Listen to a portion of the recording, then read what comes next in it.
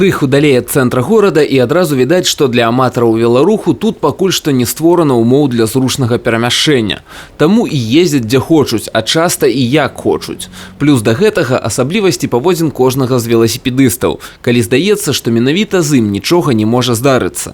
А дарожна-транспартныя здарэнні з аматарамі двухколавага транспарту гэта недзе далёка, ці толькі ў сводках дарожнай міліцыі і ў паведамленнях інтэрнэт-рэсурсаў. Тым не менш, статыстыка не вельмі радуе.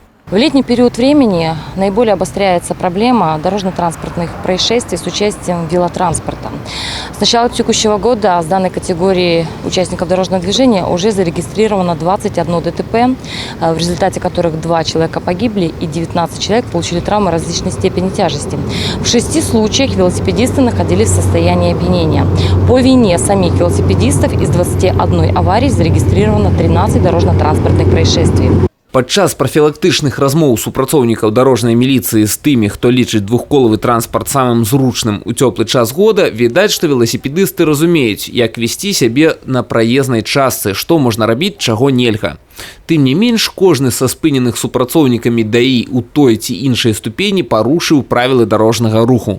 Асаблівы клопат выклікаюць юныя веласіпедысты, хаця і бацькі могуць быць побач, але за ўсім не ўсочыш і да бяды недалёка. У меня маленький ребенок, он не ездит на велосипеде по городу, должны быть дорожки велосипедные обязательно.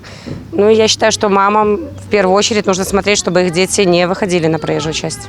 Спешка, все то, все жуков потравить надо, а тут прополоть, там залить. Ну и завтра еще постараться еще на работу устроиться. Стараюсь соблюдать правила, конечно, где нужно, значит, идти пешком, где надо, там едем. Адказнасць за парушэнне правілаў дарожнага руху таксама немалая. За нарушение правил дорожного движения велосипедисту грозит административная ответственность в виде предупреждения либо наложения штрафа в размере от 1 до 3 базовых величин. Але гэта, на жаль, не заўсёды стрымлівае аматараў адчуваць падчас руху вецер у валасах.